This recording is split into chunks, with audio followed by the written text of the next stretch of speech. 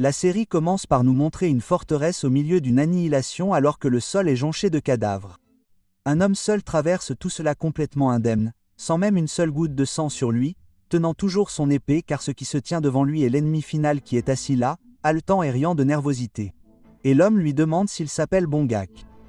Bongak demande comment il connaît son nom et l'homme sourit en disant qu'il ne se souvient pas de lui. Mais vu le nombre de personnes qui sont passées par la forteresse, il peut comprendre pourquoi, mais il est quand même un peu blessé car il attend ce jour depuis très longtemps. Bongak dit que s'il est passé par ici, il devait être prisonnier et que c'est mauvais signe.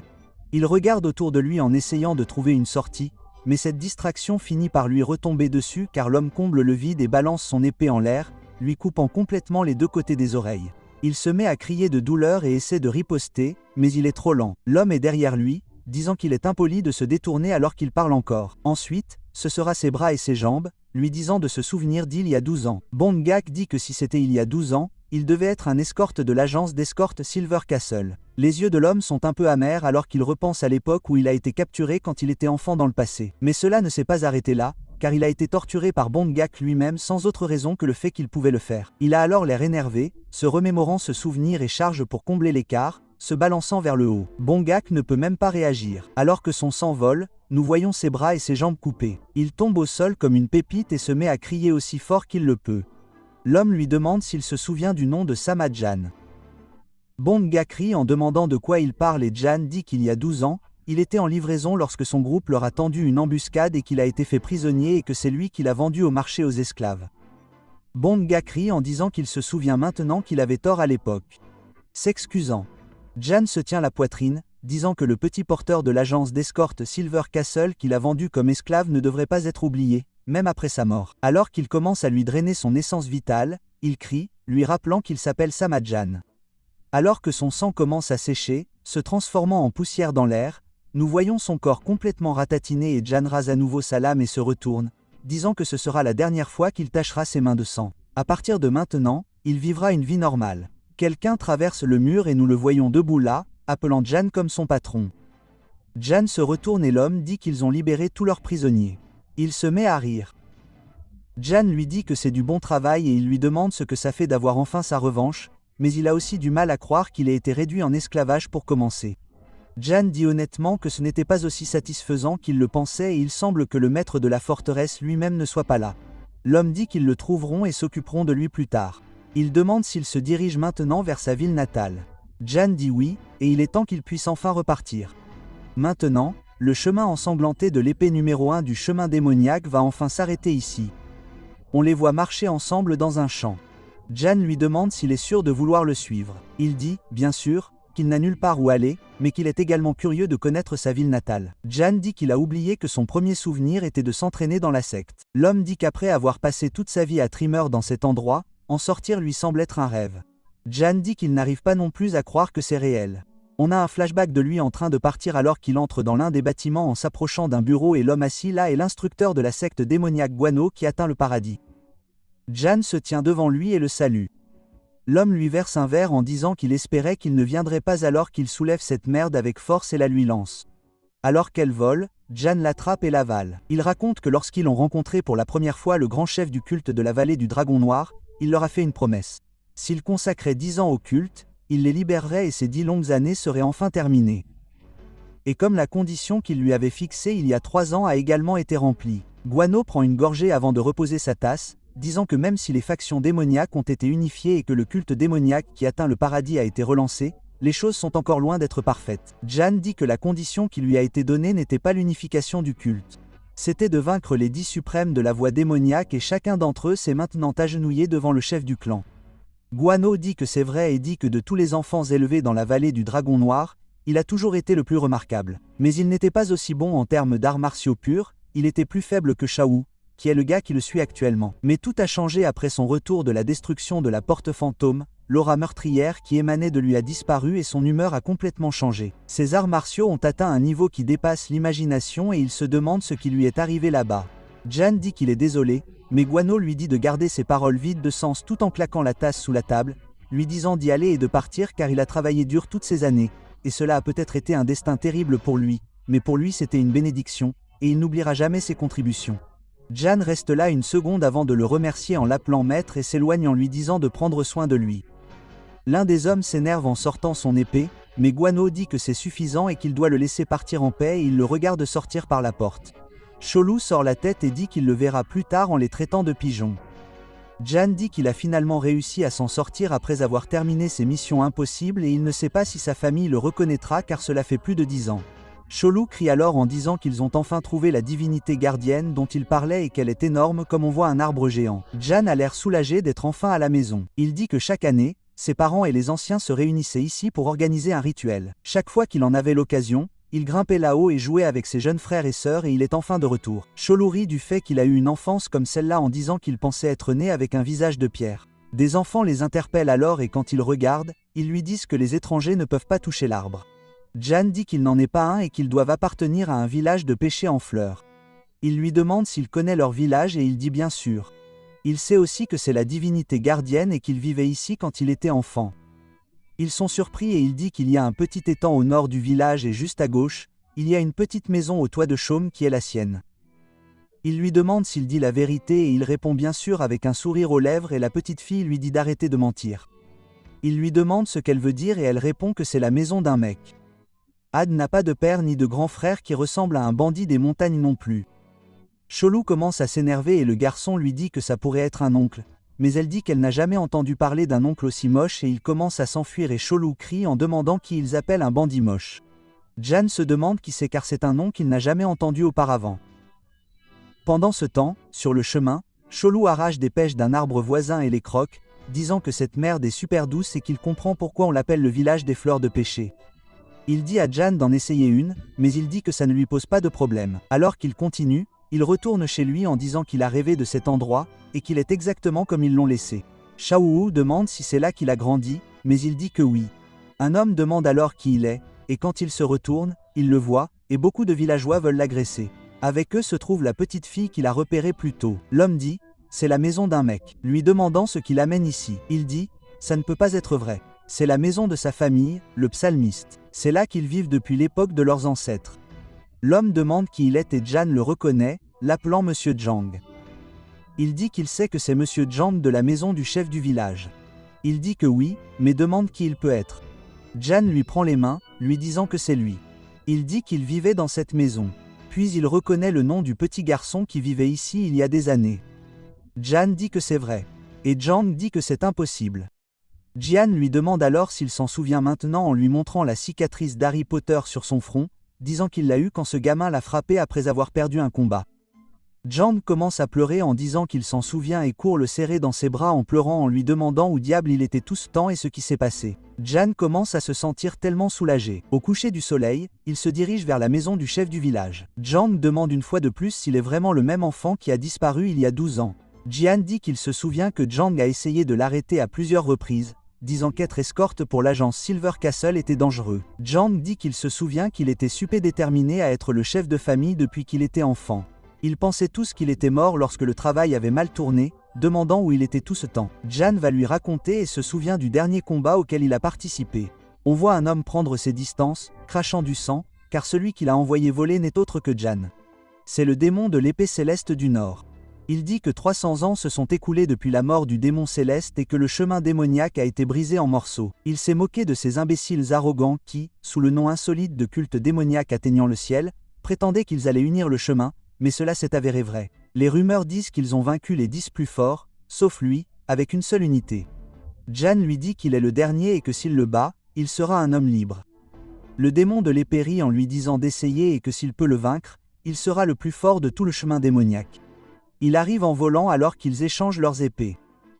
Le démon épée réalise qu'il est repoussé avant d'être envoyé voler à travers le champ de bataille et il parvient à peine à s'arrêter. Il commence à tousser en disant qu'il ne s'attendait pas à ce qu'il soit aussi fort avant de s'évanouir.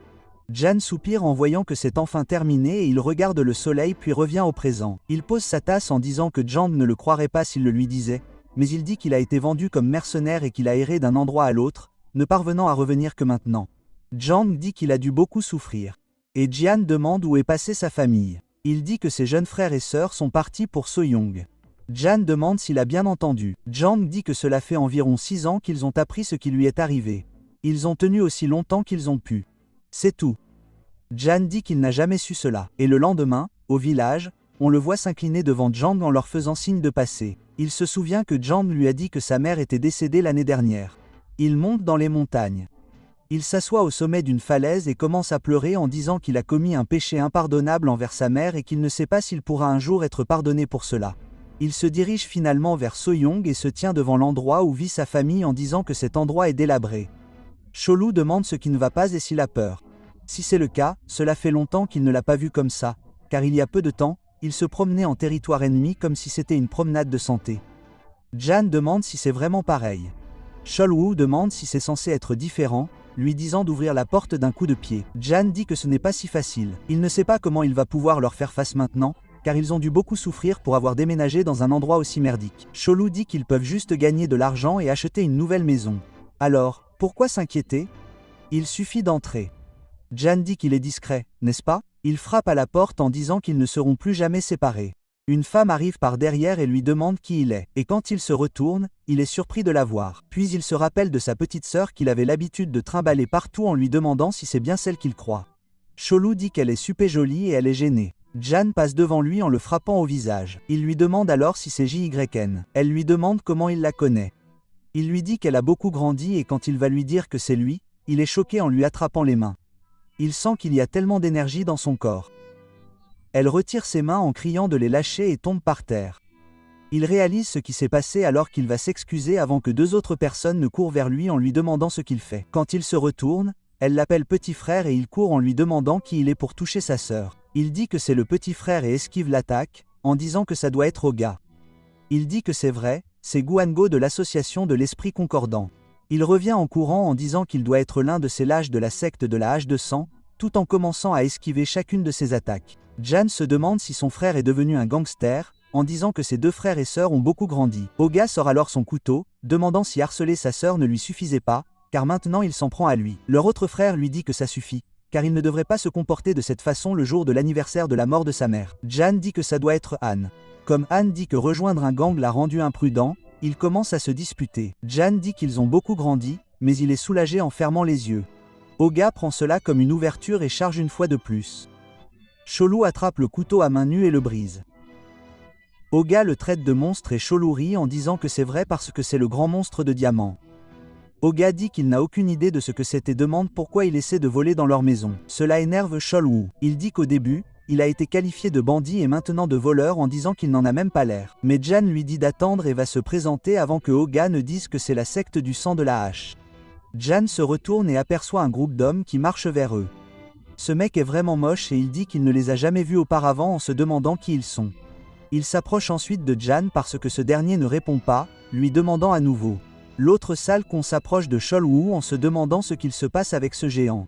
Oga aboie en disant que c'est le territoire de l'association concordante. Alors que font-ils ici?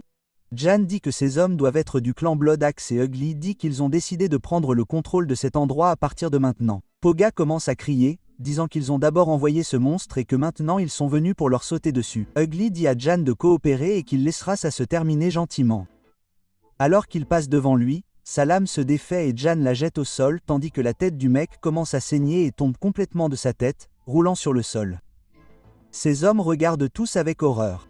De merde, ils ont un singe et un oignon là-bas. Ils commencent tous à attraper leurs armes, demandant comment c'est arrivé. Puis Jan utilise la transmission sonore pour dire à Cholu de nettoyer tout ça. Alors qu'ils lui sautent tous dessus, il sourit avant de charger, brisant leurs épées, et ensuite il leur botte la gueule.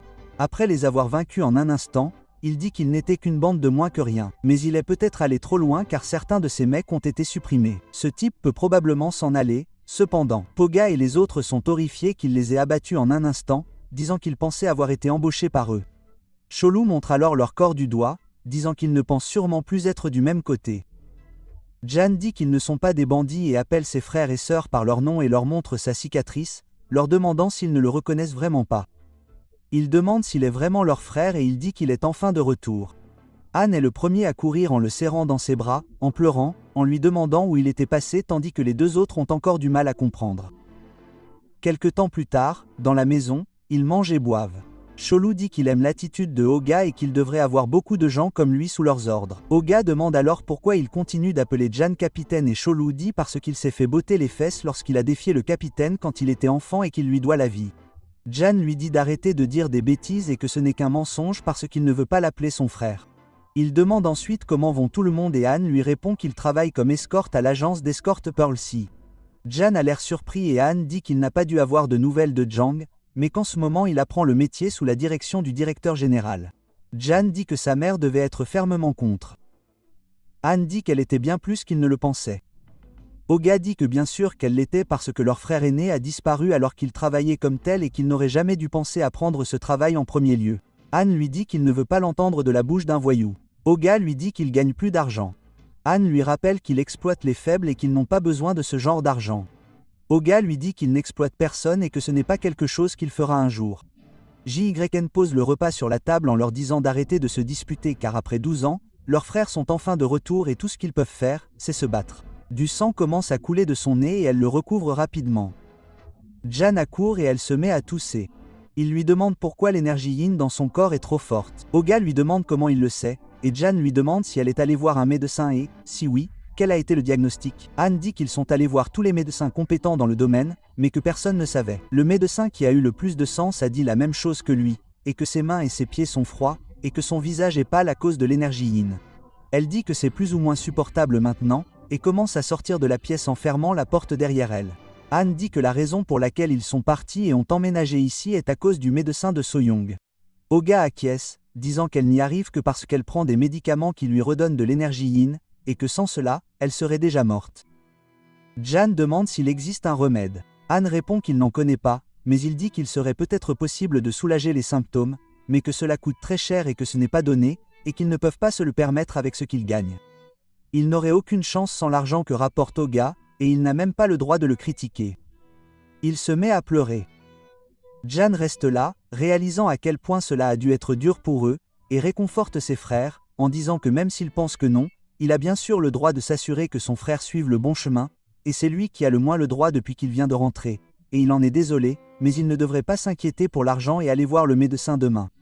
Han le remercie en disant qu'ils vont partir pour qu'il puisse se reposer car il doit être fatigué. Jian regarde et se sert un verre. Cholu dit que s'il avait su, il en aurait apporté avec lui.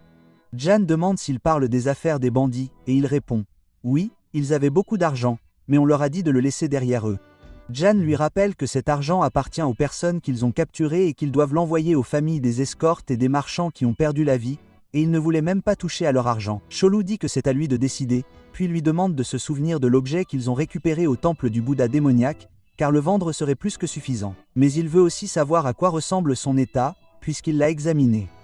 Il dit qu'il ne sait pas parce qu'il n'est pas médecin. Cholu dit qu'il a sûrement une idée et il dit que l'équilibre énergétique dans son corps est rompu et que l'énergie yin est extrêmement forte. Cholu dit qu'il pourrait sûrement lui infuser de l'énergie yang car avec son énergie interne, cela ne devrait pas poser de problème. Jan dit que cela ne semble pas si simple. Il a essayé de lui en injecter un peu, mais cela n'a eu aucun effet. Il ne semblait même pas y avoir de voie d'entrée. Xiaowu demande ce que cela signifie et Jan dit que s'il la laisse comme ça, elle mourra très bientôt. Le lendemain, ils se rendent tous à la clinique et nous voyons que c'est le chaos total.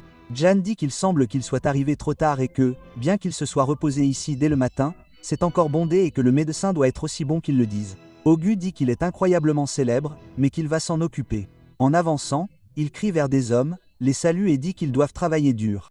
Chou demande qui ils sont. Han dit qu'ils sont de la même association.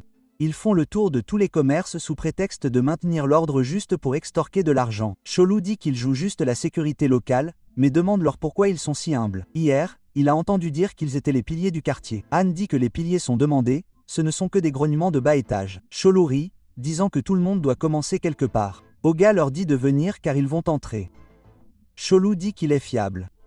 Alors qu'ils commencent tous à entrer, Jan dit qu'il y a beaucoup de médecins ici, pas seulement des patients. Ayun dit qu'il a voyagé avec l'agence d'escorte, mais qu'il n'a jamais vu une clinique plus grande que celle-ci, même en dehors de Soyoung. Quand il est arrivé ici pour la première fois, il n'y avait qu'une seule pièce et un seul médecin nommé Sozoma, et son talent à lui seul a permis à cet endroit de prendre une telle ampleur en quelques années seulement. Cholu dit qu'il n'a vraiment pas l'air d'un charlatan, mais Jan trouve étrange que même un médecin apparemment aussi compétent ne puisse pas la soigner. Tandis que Oga salue l'un des médecins qui lui dit que son rendez-vous n'était pas prévu aujourd'hui, Oga dit que les choses ont changé et fait savoir aux médecins qu'ils sont prêts. Bro dit qu'il parie qu'il va aller chercher son maître tout de suite. Alors qu'ils entrent dans la clinique, ils sont maintenant guidés vers une pièce.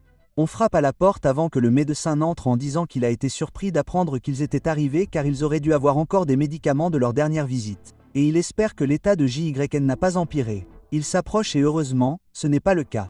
Et Oga dit que ce n'est pas ça. Son frère aîné voulait le rencontrer, alors ils sont arrivés plus tôt. Jan se présente, tout comme le médecin, en disant qu'il s'appelle Huang Zhang. Il voit cette famille depuis des années, mais il ne savait pas qu'il y avait un frère aîné. Jan dit qu'il a une bonne impression et semble humble. Cependant, il peut dire qu'il a appris les arts martiaux. Cholu dit à Jan qu'il est plutôt doué, et Jan acquiesce, disant qu'il a quelques compétences. Il lui dit qu'il était dans des contrées lointaines pendant un certain temps, et à son retour, il a découvert que sa sœur était gravement malade. Il s'est précipité vers elle dès qu'il a appris qu'il était celui qui la soignait. Zhang dit qu'il n'irait pas jusqu'à dire qu'il la soignait, mais peu importe, il est content d'être revenu. Il commence à prendre son pouls, poursuit le bilan, et dit que la maladie de sa sœur a toujours pesé lourdement sur son cœur, ce qui lui fait réfléchir à ses lacunes. Anne dit qu'il ne devrait pas dire ça. C'est grâce à lui qu'elle est capable de vivre une vie à peu près normale. Sans lui, elle aurait quitté ce monde depuis longtemps.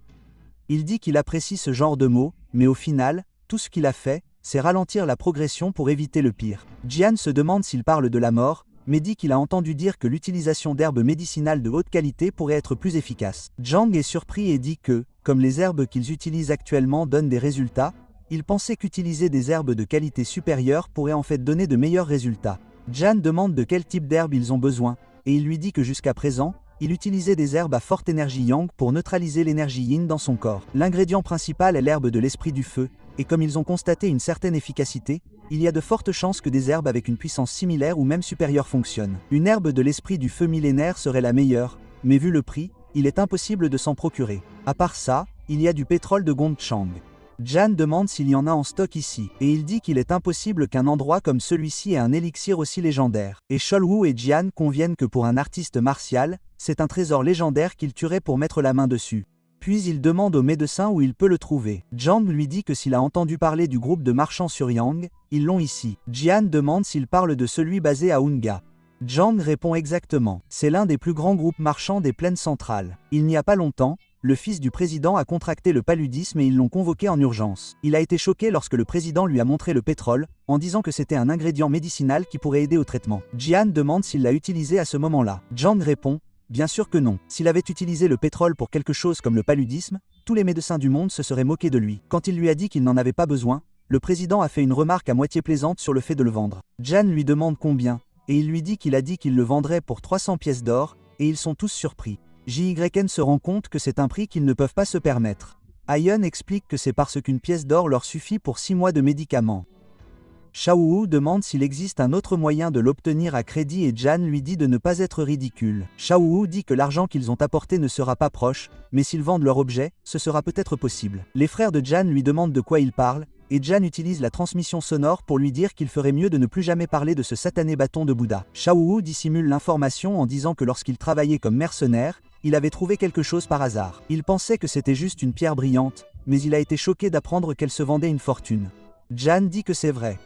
Apparemment, sa valeur est de 400 pièces d'or et ses frères ont une fois de plus l'air surpris. JYN se met à pleurer et Jian lui dit de ne pas s'inquiéter. Il trouvera un moyen de le lui procurer. Il dit ensuite à Zhang qu'il aimerait organiser une réunion pour acheter le pétrole. Zhang dit qu'il va l'organiser immédiatement. Et quelque temps plus tard, il se rend chez le groupe de marchands. Et ce type ressemble à ces chiens qui ont des visages super flasques, mais il lui dit qu'il ne les vendra pas. Jan lui demande de répéter, et il lui demande pourquoi il en a deux. Il lui répète que son groupe de marchands ne vendra pas de pétrole. Oh merde, le gang a de la glace sur son grill, lui demandant s'il le comprend. Jan demande pourquoi il n'a pas l'intention de faire du commerce, et le type dit que ce n'est pas suffisant pour couvrir le coût. Jan le fixe du regard en lui demandant s'il pense que c'est un faux et si c'est le cas, il peut l'évaluer aussi minutieusement qu'il le souhaite. Il dit que ce n'est pas le cas, car le chef du groupe de marchands de Sirong a un œil décent pour ce genre de choses. C'est certainement une perle lumineuse nocturne, et de grande qualité en plus. Jan lui demande alors pourquoi il refuse et il le fixe une seconde avant de répondre qu'il a bien dit au médecin qu'il la vendrait pour 300 pièces d'or, mais qu'il n'avait jamais eu l'intention de s'en séparer et qu'il a dû entendre la raison pour laquelle il l'a apporté. Jan dit que c'était pour son fils qui a contracté le paludisme et qu'il l'a sorti pour son traitement. Le marchand dit que c'est exact et que c'était un paludisme chronique, le type le plus difficile à traiter, et qu'il n'avait pas d'autre choix que de le sortir. Puisque le pétrole est un élixir légendaire dont on dit qu'il peut ramener les morts à la vie, et qu'il est encore plus rare qu'une étoile à la lumière du jour. Chelou le fixe du regard, et le marchand dit que si la rumeur se répand que son groupe de marchands le possède, ils deviendront la cible de tous les vautours. C'est pourquoi il a gardé son existence strictement secrète, avec l'intention de le conserver comme réserve d'urgence pour le cercle intime de la famille. Il a même fait prêter serment de discrétion à Zhang après lui avoir expliqué la situation, et il sait qu'il n'est pas du genre à rompre une promesse à la légère. Étant donné son caractère, il a dû laisser échapper quelque chose en cherchant un moyen de sauver un patient dans un état critique. Et il suppose que ce patient lui était apparenté. Jan continue de le fixer du regard. Et le marchand dit qu'il a l'œil pour les choses. Puisque le secret est dévoilé, ce n'est qu'une question de temps avant que les vautours ne descendent. Et il suppose qu'il doit s'en débarrasser maintenant. Mais il ne peut pas donner un précieux élixir aussi facilement, car un vrai marchand augmente le prix lorsque la demande est désespérée et que le prix est maintenant de 500 pièces d'or. Cela énerve CHW, mais Jan ne dit rien. Le marchand prend alors la perle, disant qu'elle est certainement de première qualité, mais qu'elle est un peu petite, donc honnêtement, il serait difficile d'en tirer ne serait-ce que 400 pièces d'or. Il lui faudrait un acheteur parfait rien que pour ça. Au mieux, elle coûte 300 pièces d'or, mais il y a une pénalité supplémentaire de 100 pièces d'or, plus 100 autres pour la soudaine augmentation de la demande. Donc, s'il paye les 200 pièces supplémentaires, elles sont toutes à lui. Chelou lui demande s'il est complètement fou, et il y a une limite à ce qu'il peut encore supporter comme connerie, et il va faire exploser cet endroit de la carte. Jan lui dit de se calmer, et lui demande combien ils ont sur eux. Chelou dit, en comptant ce qu'ils ont apporté en partant, peut-être 120 pièces d'or. Jan essaie ensuite de négocier en lui disant de dire 100 pièces d'or, car ils ont besoin de suffisamment pour continuer à vivre pour le moment. Et il dit qu'il a un bon œil pour les gens, donc il est curieux de savoir à quoi il ressemble. Il dit qu'il est jeune, mais qu'il a la dignité de quelqu'un qui a rampé dans un bain de sang. Ils ont suivi le chemin du culte démoniaque. Ils ont pris plus de vie qu'ils ne peuvent en compter. Et quand il a finalement réussi à s'échapper de cet endroit, il s'est promis de laisser cette vie derrière lui et de vivre une vie tranquille et normale avec sa famille à la place. Mais sa famille est en train de mourir en ce moment même. Et il n'a pas le luxe de tenir cette promesse. Il peut donc certainement comprendre ce qu'un homme dans sa situation est capable de faire. Le marchand dit que s'il révèle un passé qui pourrait le ruiner, il ne ment pas. Il accepte en disant qu'il l'acceptera, mais il doit considérer cela comme une énorme faveur de leur groupe. En échange, il devra l'aider à répondre à une certaine demande plus tard. Jan accepte, et alors qu'ils rentrent à la maison, ils installent leur campement pour la nuit et commencent à manger. Jan dit qu'il est désolé d'avoir utilisé leur fonds commun. Shao lui demande de quoi il parle, car il sauve la vie des enfants, donc peu importe à qui appartient l'argent. Il était juste énervé que ce ait essayé de les plumer alors qu'il savait exactement dans quel pétrin ils se trouvaient. Et il hésite à y retourner maintenant. Jan lui dit d'arrêter de jacasser car il ne veut sûrement pas tâcher le médicament pour soigner sa sœur avec du sang. Shou dit qu'il a raison. Jan lui dit que les choses qu'ils ont faites à l'époque, ils les ont faites uniquement parce qu'ils devaient survivre. Et les gens qu'ils ont tués n'étaient pas vraiment des saints non plus. C'étaient tous des bâtards de la voie démoniaque. Mais il est vrai que leurs mains en sont tachées, y compris les 10 suprêmes, dans le but d'unifier le culte. Maintenant qu'ils se sont échappés, ils peuvent abandonner ces vieilles habitudes, surtout s'ils veulent se fondre dans la société. Les plaines centrales ont leur propre ordre centré sur le monde Murom et les grands clans. Ils doivent désormais jouer selon leurs règles. Et il lui demande de se souvenir du moment où il a remis ses 100 pièces d'or. Et il a dit qu'il devrait en garder suffisamment pour les frais de subsistance. Comme il a économisé de l'argent, il pense que les choses se sont bien passées. S'il sauve sa sœur, ils pourront trouver un travail honnête pour gagner leur vie. Et il veut prendre ses responsabilités en tant que chef de famille et construire une vie normale avec eux. Et il espère que, d'une certaine manière, cela servira d'expiation à leur défunte mère. Bien sûr, il ne lui impose pas ça, car il est libre de partir quand il le souhaite. Shou dit qu'il est désolé de s'être laissé emporter. Après avoir tout sacrifié pour sortir de cet enfer, il ne peut pas s'en aller. Surtout quand il pense à leurs camarades tombés au combat et que toute cette situation lui rappelle de vieux souvenirs. Jan lui demande de quoi il parle et il dit qu'il parle du pétrole qu'il a obtenu du clan Guiman et qu'il lui a donné. S'il en avait gardé un peu au lieu de tout avaler, il ne serait pas en train de traverser tout ça maintenant. Jan dit qu'il n'y en avait même pas tant que ça au départ, et pour un gars de sa taille, c'était à peine suffisant. Il rit en disant qu'il a raison, mais que grâce à cela, il a perfectionné sa technique du corps de diamant, et il peut même sentir l'odeur du sang des gens qui s'approchent d'eux. Et il se demande quel est leur problème. Jan dit qu'il ne sait pas, mais qu'il a un mauvais pressentiment à ce sujet, et il n'y a qu'un seul moyen de le savoir. Alors qu'il attrape son sac, des cavaliers commencent à s'approcher d'eux, les encerclant dans leur campement. Il commence ensuite à sauter en s'approchant d'eux et Jan dit que ce ne sera pas une partie de plaisir après tout. L'un des hommes dit que pour certains mendiants, ils se déplacent vraiment vite. Il a cru qu'ils allaient le perdre pendant une seconde. Ils disent qu'ils devraient commencer par leur prendre les jambes. Jan demande s'ils les ont suivis, et le bandit leur dit de leur remettre les marchandises gentiment et facilement, et ils le laisseront mourir sans se battre. C'est une coupe de cheveux horrible. Il dit que s'ils refusent, ils s'assureront qu'il souffre dans les affres de l'enfer, incapable de vivre, mais incapable de mourir. Ils disent qu'ils recherchent l'objet qu'il a obtenu du groupe de marchands sur Young. Jan dit qu'il suppose qu'il ne peut vraiment faire confiance à personne parce que n'a pas gardé le secret comme il l'a dit, mais lui dit d'aller se faire voir car il a vu assez de sang pour toute une vie. Et s'il part, il fera comme si rien de tout cela n'était arrivé. Cette horrible coupe de cheveux lui dit d'arrêter de faire l'idiot avec lui alors qu'ils le suivent après avoir confirmé qu'il a bien reçu le pétrole. Les autres hommes disent que s'il était lui, ils le lui remettraient tout de suite. Ils n'ont aucune idée de l'inquiétude de leur patron à l'idée que le vieil homme l'ait déjà bu lui-même. Et s'il avait mis plus de temps, ils seraient entrés en courant et l'auraient récupéré eux-mêmes. Mais aussi, il doit être préférable de partir par la voie de la facilité. Ils peuvent simplement le lui remettre et mourir. Il commence alors à dire des conneries à Cholou, en disant qu'il est aussi gros qu'un ours mais aussi laid qu'il le faut. Il dit que c'est drôle de demander qui ils sont censés être et il demande s'il a vraiment besoin de les connaître, mais comme ils vont mourir, il n'y a pas de mal à leur dire. Cholwu et Jan se sourient tous les deux et se présentent comme le gang des 1000 tueurs. Ce sont des héros d'élite qui leur appartiennent. Une coupe de cheveux horrible leur dit à tous de la fermer car il va compter jusqu'à 3 et ils peuvent choisir s'ils veulent une mort rapide ou une mort douloureuse. Xiaowu demande si le mec est juste en colère contre son coiffeur qui essaie de s'en prendre à eux, et cela l'énerve jusqu'à ce qu'ils leur disent à tous de se faire. Ils commencent à dégainer leurs lames, et Xiaowu dit qu'ils n'ont aucune raison de se retenir. Et Jan dit qu'il a essayé de les prévenir. Xiaowu dit qu'en se basant sur l'intention de tuer et le fait qu'il pue le sang, il peut dire qu'il a pris pas mal de vie. Une coupe de cheveux horrible dit qu'il va lui arracher les yeux et sa langue de la gorge. Alors que les hommes commencent à sourire, Cholou les nargue en leur disant de venir se faire secouer la merde, mais Jan lui dit d'attendre une seconde. Il demande pourquoi, puis il pointe du doigt. Cholou regarde et on voit 3 personnes qui sortent des bois et qui marchent vers eux. Cholou est un peu déçu. Les bandits se demandent ce qui se passe et une femme dit qu'il semblerait que des marchands malchanceux se fassent voler et ils ont l'air absolument terrifiés. Elle dit qu'ils semblent être dans une situation difficile et se demande s'ils ont besoin d'aide. Jian se demande qui ils essaient d'aider, un parfait inconnu, mais lui dit qu'ils viennent de la Pegrunga. Cholou dit à Jian qu'ils ont en fait des compétences et il reconnaît qu'ils sont de grands experts. Cholou dit qu'ils n'iraient pas aussi haut, mais qu'ils sont quand même assez forts pour écraser ces voyous. Jian dit que le véritable expert est cette femme. Cholou dit que dans ce cas, il le laisse faire. Jan lui demande de leur donner un coup de main et elle se place devant eux et ces hommes disent qu'on dirait qu'ils ont l'intention de les attaquer en voulant savoir quoi faire. L'autre type est énervé qu'ils dirigent leur intention meurtrière contre lui. Et elle dit que s'ils reculent maintenant, elle les laissera partir en un seul morceau et elle fermera les yeux sur tout ce qui s'est passé jusqu'ici. Erkut dit qu'ils sont peut-être issus d'une famille de haut rang, mais pour l'instant, tout ce qui compte, c'est d'obtenir le pétrole. Il hurle, disant qu'elle ne connaît pas sa place, et ordonne à tous ces hommes de la tuer. Alors qu'il saute sur le premier type, il dégaine sa lame, jetant son fourreau en l'air tandis que les bandits s'effondrent autour de lui, tous frappant là où il se trouve. On les voit en train de voir toutes leurs attaques dévier alors qu'il tombe en arrière sur le sol avec un seul homme debout juste à côté de lui, mais il perd également connaissance alors qu'il commence à saigner du visage et tombe. L'homme sourit en le regardant et Xiaowu est vraiment impressionné.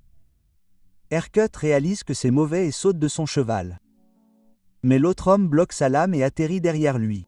Il dit que s'il avait simplement accepté la clémence de sa dame, il aurait peut-être survécu, bien qu'il trouve la situation actuelle bien plus intéressante. Erkut court vers lui et lui donne un coup de poing à la tête, mais le type esquive, disant que c'est en fait assez impressionnant. Erkut enchaîne avec un coup de poing, visant sa gorge, mais le type se baisse en dessous, contre et tranche la poitrine de Erkut, le coupant pratiquement en deux, et il tombe au sol. L'autre type demande ce qui a pris autant de temps et il dit que le patron était en fait un patron pour une raison. Son ami demande s'il était si bon que ça. Il dit qu'il avait un élan décent, mais à voir les prisonniers qu'ils ont, car une fois que quelques-uns d'entre eux sont morts, les autres ont lâché leurs armes d'eux-mêmes. Il voulait tous les abattre, mais la dame lui a dit de les laisser vivre. Il dit que ça lui ressemble beaucoup. Jan les remercie de leur avoir sauvé la vie. Elle dit que non du tout, et qu'il est tout à fait naturel qu'elle les aide, et elle est heureuse de pouvoir le faire. Jan dit qu'ils devraient se présenter correctement, mais ils sont très pressés. Il ne veut pas manquer de respect à ses sauveurs. Elle lui dit de ne pas être ridicule et de continuer, car ils s'occuperont de ces choses tout seuls. Il lui dit ensuite son nom, et si l'occasion se présente, il ne manquera pas de lui rendre cette dette de gratitude. Cholou dit que c'était gênant, et Jan lui dit de la fermer. Et tandis qu'il s'éloigne, les gardes du corps de la femme disent qu'ils formaient un drôle de couple. Mais peu importe à quel point ils étaient pressés, ils auraient dû aider à nettoyer ce désordre. Elle dit qu'ils ont demandé leur compréhension et qu'elle a accepté. Elle ne sait pas à quel point ils auraient aidé au départ. Puis elle réalise quelque chose et il demande ce qui ne va pas. Elle dit que ces deux hommes n'avaient pas du tout peur et qu'il n'y avait même pas une once de peur. Malgré tous ces gens qui saignaient et mouraient, ils n'ont pas bronché une seule fois et ont eu ce regard d'indifférence absolue, comme si cela n'avait rien à voir avec eux, comme s'ils n'étaient que des spectateurs occasionnels qui regardaient un spectacle. De retour à la clinique, Jan entre dans une pièce et la porte s'ouvre, tandis que Jang entre en courant pour demander s'il l'a eu. Il dit que, heureusement, ils ont réussi à l'obtenir et qu'il a vraiment honte car il aurait dû l'accompagner. Jan dit de ne pas dire ça et que lui dire simplement comment obtenir le pétrole était plus que suffisant. Jang le remercie de sa compréhension mais demande où est le type qui est toujours avec lui. Il dit qu'il l'a envoyé chercher le plus jeune car il leur a dit à tous de se dépêcher et qu'il devrait donc arriver bientôt. Il dit qu'il comprend. Jan dit qu'ils ont peut-être été trop impatients car il semble avoir quelque chose d'urgent à régler. Et il s'excuse car il était pressé. Il a pensé qu'il serait préférable de commencer le traitement immédiatement, mais ils peuvent revenir quand cela lui conviendra. Il dit qu'il l'a mal compris. Ce n'est pas qu'il n'a pas le temps ou que c'est gênant. La vérité, c'est qu'il y avait une autre raison pour laquelle il ne pouvait pas les accompagner, le groupe de marchands, car il a des invités de sa famille principale. Jan lui demande ce qu'il veut dire et Jang est un peu gêné en lui demandant s'il a déjà entendu parler de la maison médicale des immortels vivants. Jian est surpris en disant que le célèbre clan médical dit pouvoir ramener les morts de la maison médicale, mais il a su qu'il était incroyable dès le moment où il a soigné leurs plus jeunes alors que personne d'autre ne savait comment faire. Bien que cela soit incroyable, Jang dit qu'il le flatte car il ne l'a même pas soigné. Il a juste eu du mal à maintenir son état stable, car l'état de sa sœur était si particulier. Il a consulté la famille principale et a demandé un médecin à plusieurs reprises. La famille principale a montré un grand intérêt, mais malheureusement, ces dernières années, les plaines centrales ont été ravagées par divers fléaux, ils n'avaient donc pas la main-d'œuvre nécessaire pour envoyer qui que ce soit. Cependant, cela a changé. Jan demande si cela signifie qu'un médecin de la famille principale est enfin arrivé, et il dit oui. Il est en route pour Hangzhou pour une affaire, mais il s'arrêtera un moment. Il a accepté de revenir ici après avoir terminé son travail pour examiner l'état de sa sœur. Jian a l'air soulagé et Jang lui dit qu'il est l'un des meilleurs médecins du clan et que comparé à lui, ses compétences ne sont rien d'autre qu'un passe-temps secondaire. Jian baisse la tête en le remerciant en disant qu'il ne sait pas comment lui rendre cette gentillesse. Jang dit que c'est juste son travail de médecin et qu'il a dit qu'il reviendrait aussi vite que possible une fois ses affaires terminées, mais il ne peut pas dire avec certitude quand cela arrivera. Jian dit de ne pas s'inquiéter tant qu'elle peut être guérie. Attendre n'a pas d'importance et il peut attendre autant de jours qu'il le faudra. Jang essaie de lui dire que ce n'est pas de cela qu'il parle. Si vous avez regardé jusqu'à la fin, laissez un commentaire pour me le faire savoir.